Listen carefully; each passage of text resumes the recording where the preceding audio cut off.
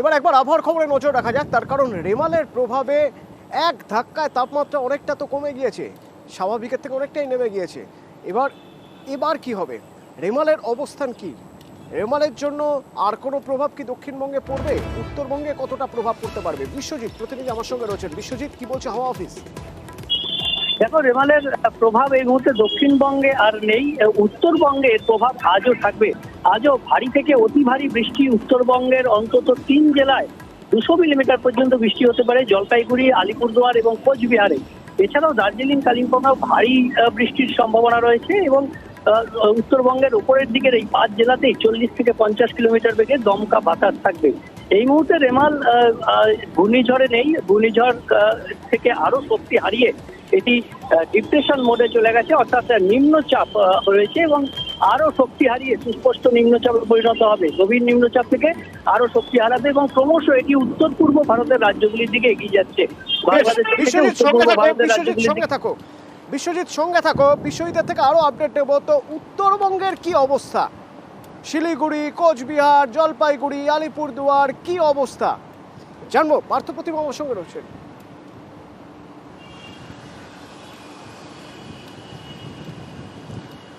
দেখো, তোমাকে জানিয়ে রাখি যে গত কয়েকদিন ধরেই যে গুমোট গরম ছিল গোটা উত্তরবঙ্গে, এই রেমালের প্রভাবে কিন্তু সেই গরম থেকে অনেকটাই কিন্তু রেহাই পেয়েছে উত্তরবঙ্গবাসী।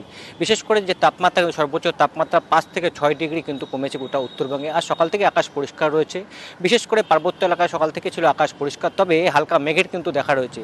এবং সকালে যে ছবি আমরা দেখিয়েছি যে দার্জিলিং বা অন্যান্য ভিউ পয়েন্ট থেকে যেভাবে আজকে শীতশুভ্র কাঞ্চনজঙ্ঘা দীর্ঘদিন বাদে দেখা দিয়েছিল আজ পাহাড়ে বিভিন্ন ভিউ পয়েন্ট থেকে, তবে বেলা বাড়ার সঙ্গে সঙ্গে কিন্তু ষোলশহর, দার্জিলিং ঢাকা পড়ে রয়েছে মেঘে।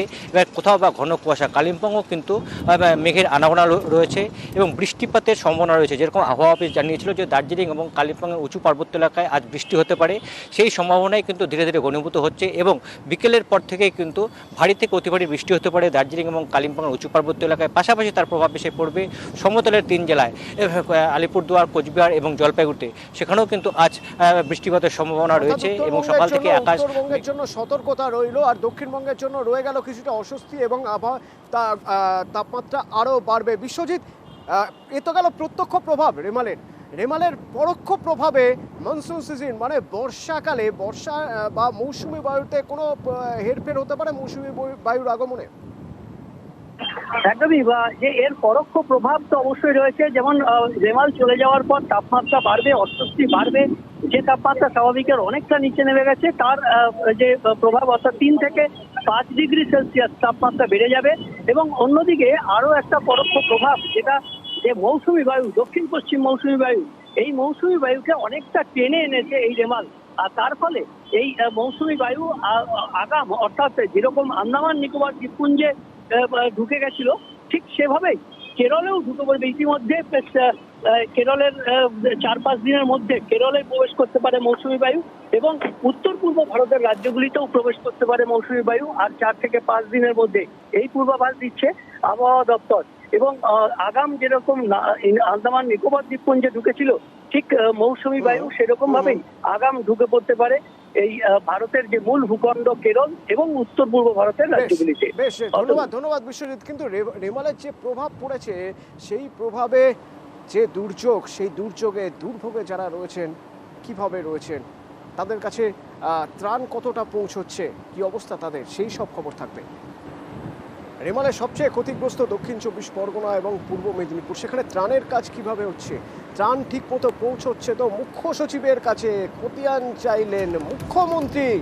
সোমরাজ প্রতিনিধি আমার সঙ্গে রয়েছেন। সোমরাজ আরো বিস্তারিত বলতে পারবে। সোমরাজ, দেখো, দক্ষিণ 24 পরগনা এবং পূর্ব মেদিনীপুর জেলায় একাধিক জায়গায় প্রভাব পড়েছে রেমালের এবং সেই কারণে রাজ্য সরকারের তরফে আর্থিক সহযোগিতা এবং সরকারি পরিষেবা পৌঁছাচ্ছে নাকি, তা নিয়ে মুখ্যমন্ত্রী মমতা বন্দ্যোপাধ্যায় মুখ্য সচিব বিপি গোপালিকার থেকে গোটা বিষয়টি খোঁজ নেন বলে নবান্ন সূত্রে খবর।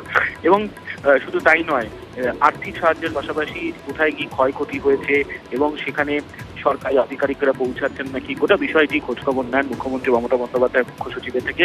এবং যেটা নবান্ন সূত্রে খবর, ইতিমধ্যেই মুখ্য সচিব নবান্নে এই বিষয় নিয়ে একটি পর্যালোচনামূলক বৈঠকও করেছেন। ধন্যবাদ। রেমাল চলে গেছে, দক্ষিণবঙ্গে রেমালের আর কোনো প্রভাব পড়বে না নতুন করে, কিন্তু কতটা ছাপ রেখে গেল রেমাল সেই সব খবর থাকবে বিরতির পর, সঙ্গে থাকুন। সুন্দরবনে গোমর নদীর বাঁধ ভেঙে প্রায় 700 মিটার এরিয়ার বাঁধ ভেঙে গিয়েছে।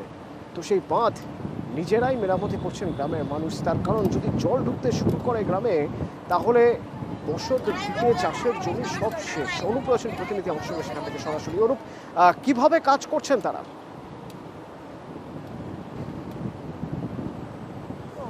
গত রবিবার যে রেমল যে প্রভাব, সেই প্রভাবটা কিন্তু সুন্দরবন উপকূলবর্তী বিভিন্ন এলাকায় কিন্তু পড়েছে। তার মধ্যে এই যে পাখিরালা গ্রামে যে গোমর নদী রয়েছে, সেই গোমর নদী পাহাড়ে এই যে এখানে প্রায় 700 মিটার যে নদী বাঁধ, সেখানে কিন্তু ধস নামে এবং সেই ধস নামার ফলেই কিন্তু তোমাকে দেখাবো, সেই ধস নামার ফলে কিন্তু সেই এলাকার মানুষজনরা কিন্তু নিজেরাই হাত লাগিয়েছে এই নদী বাঁধ মেরামতি করতে। কারণ তারা জানিয়েছে যে এখানে প্রশাসনের পক্ষ থেকেও কিন্তু সহযোগিতা করা হয়েছে। তবে যেভাবে নদী বাঁধে ধস নেমেছে, তারা কিন্তু যথেষ্ট আতঙ্কের মধ্যে রয়েছে। কারণ এই নদী বাঁধ ভেঙে গেলে, এই যে তোমাকে দেখাবো যে গ্রামটা রয়েছে, এই নদী বাঁধ ভেঙে গেলে যে গ্রামটি রয়েছে, সেই গ্রামটা কিন্তু সম্পূর্ণ কিন্তু এই নদীর জল অর্থাৎ নোনা জল ঢুকে যেমন চাষের ক্ষতি হবে, তেমন এই যে এখানে বিভিন্ন পুকুর রয়েছে, মাছ চাষ করা হয়, সেই মাছও নষ্ট হয়ে যাবে। কৃষি ফসল যা ছিল সেগুলোও নষ্ট হয়ে যাবে, এমনই আশঙ্কা প্রকাশ করছে। তবে তোমাকে একটু শোনাবো যে এই যে মানুষজন যারা এখানে কাজ করছে, তারা কি বলতে চাইছেন এবং এইভাবে কতটা আতঙ্কে রয়েছেন, এবং আগামী দিন যদি এইভাবে নদী বাঁধ না সারানো হয় কীভাবে তাদের ক্ষতি হতে পারে, সেটা নিয়েই তোমাকে একটু বলছি। এই নদী বাঁধ আপনারা কীভাবে সারাচ্ছেন? এই আমরা একটা পেপার দিয়েছে আমাদের, দিয়ে এই সারাই করা হচ্ছে, মাটি বস্তায় করে মাটি ঢুকিয়ে এই জয়েন্টগুলো আটকাচ্ছি। আমি তো ভয়ে আতঙ্কে হয়ে আছি। কেন আতঙ্কে রয়েছে? এই আবার যদি ঝড় যদি নদী ভেঙে যায়, বাঁধ ভেঙে যায়, তার জন্য আতঙ্কে আছে। কী চাইছেন আপনারা? আমাদের নদীর বাঁধটা ভালো হলেই আমরা উপকৃত হতে পারি। আকাশে মেঘ দেখলে কি আপনাদের ভয় হয়? অবশ্যই ভয় হয়, অবশ্যই ভয় হয়। কারণ যদি ঝড় আসে তাহলে একদম নদীর বাঁধ চলে যাবে, চাষেরা স্বাভাবিক স্বাভাবিক, নষ্ট হয়ে যাবে। গরু সিঁদুরে মেঘ দেখলে ডরাবেই, আকাশে মেঘ দেখলে তো ভয় হবেই। প্রশাসন সাহায্য করেছে, কিন্তু ওই কাজটুকু, বাকি কাজটুকু নিজেরাই হাতে হাত মিলিয়ে করে যাচ্ছেন। তার কারণ এই নদী বাঁধ, এই মাটির বাঁধই বড় ভরসা তাদের। এবং হাতে হাত লাগিয়ে যেমন এখানে কাজ করছেন, তেমন হাসনাবাদে বিদ্যুৎ আধিকারিকের গাড়ি ঘেরাও করেছেন মানুষ। তার কারণ 3 দিন হয়ে গেল, এখনো হাসনাবাদের বেশ কিছু জায়গায় বিদ্যুৎ পরিষেবা চালু করা গেল না, এখনো পর্যন্ত কারেন্ট আসেনি বেশ কিছু জায়গায়। তাই এবার তাদের মধ্যে ক্ষোভ তৈরি হচ্ছে মানুষের মধ্যে। অনুপম প্রতিনিধি আমার সঙ্গে সরাসরি রয়েছেন। অনুপম, সেক্ষেত্রে বিদ্যুৎ দপ্তর কি বলছে, সমস্যাটা কোথায়?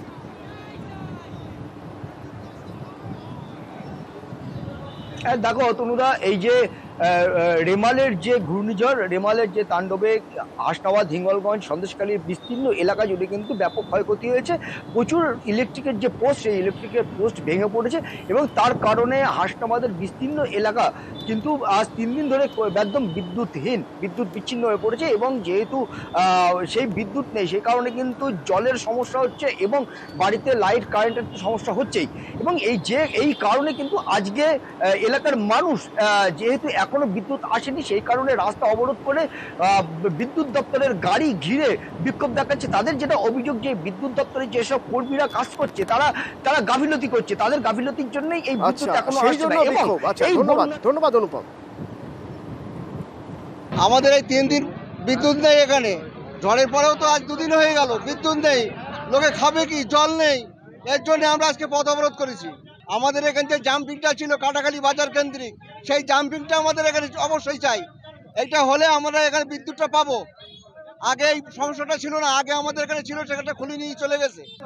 এটা প্রায় আজকে 1 বছর ধরে এরকম চলছে, 1 বছর নাগাদ এরকম চলছে। কিছু হলেই কারেন্ট থাকে। এখন চাইছি অবিলম্বে যাতে বিদ্যুৎ আসে, তার ব্যবস্থা করতে হবে। ওদিকে ডানকুনি পুরসভার বেশ কিছু ওয়ার্ডের ড্রেস কোড হাফ প্যান্ট। তার কারণ এই রেমালের প্রভাবে যে বৃষ্টি হয়েছে, সেই বৃষ্টিতে একতলা বাড়িতে জল ঢুকে গেছে, রাস্তায় পুরো জল, এবং অনেকে তালা বন্ধ করে বেরিয়ে চলে গিয়েছেন। এখনো তো বর্ষা আসেইনি, বর্ষাকালে কি হবে? কিন্তু পুরসভা কোনো ব্যবস্থা নিচ্ছে না, জল নামছে না কেন? রানা প্রতিনিধি আমার সঙ্গে সরাসরি রয়েছেন, বলতে পারবেন রানা?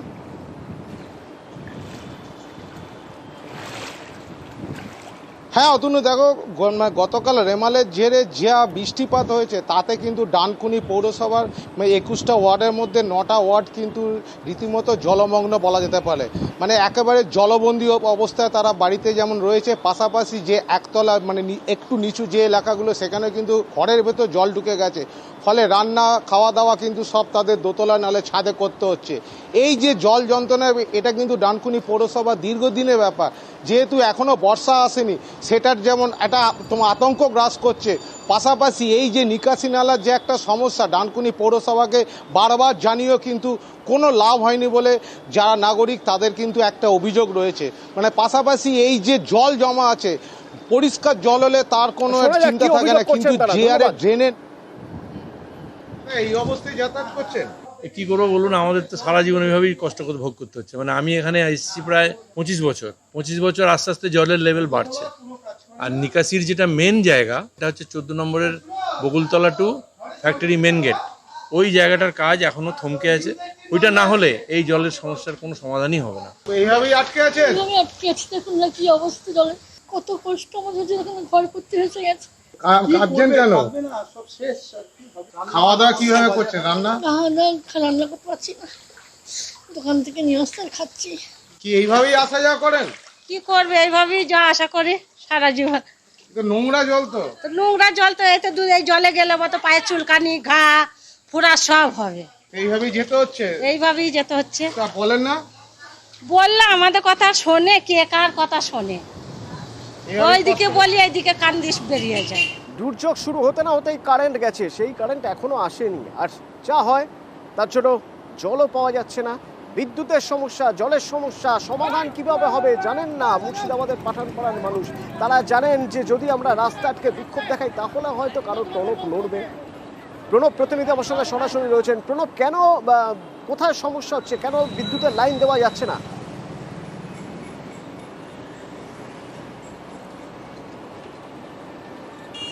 দেখো, গত 3 দিন ধরে এই তোমার বহরমপুরতে এবং লালবাগ যে রাজ্য সড়ক রয়েছে তার ওপরেই নতুন গ্রাম বলে একটি গ্রাম রয়েছে, সেখানে গত 3 দিন ধরে বিদ্যুৎ নেই। এবং এরই প্রতিবাদে কিন্তু আজকের লালবাগের যে রাজ্য সড়ক, সেই রাজ্য সড়ককে অবরোধ করে বিক্ষোভ দেখাতে শুরু করে। গ্রামবাসীদের অভিযোগ যে সামান্য কারণেই তাদের এলাকাতে বিদ্যুৎ থাকে না, এবং এই ঝড়ের পর থেকে কিন্তু বিদ্যুৎ নেই বলে কিন্তু তাদের অভিযোগ।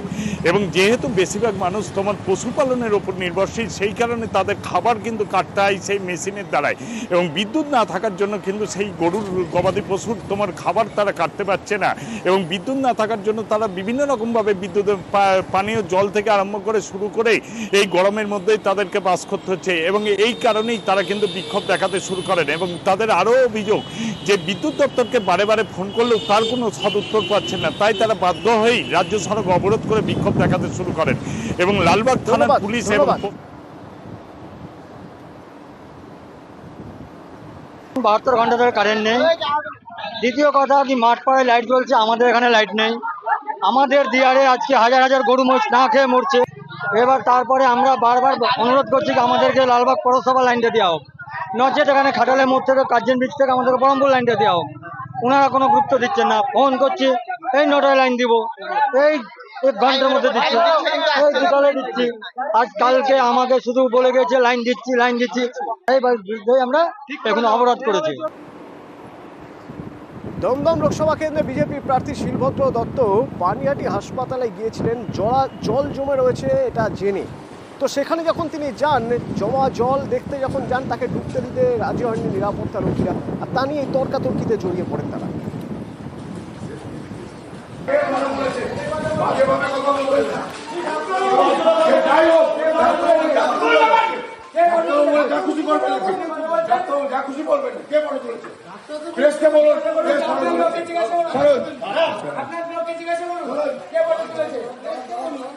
বছরের সাংসদ, এত বছরের বিধায়ক, এটার কোনো পন্থার হয়নি। এটা তো লজ্জা, আর এটা তো কিছু বলার নেই। মানুষ দেখছে, মানুষ অসুবিধার মধ্যে আছে, মানুষ পড়ছে। এটাই তো পানিহাটির রূপ, এটাই তো পানিহাটির ছবি। এই জলের মধ্যে দিয়ে পেশেন্টের বাড়ির লোক যাচ্ছে আসতে, এই অবস্থায় যে বলতে সাপ ঢুকতে পারে, এ ঢুকতে রিস্ক তো আছেই, রিস্ক তো রয়েছে।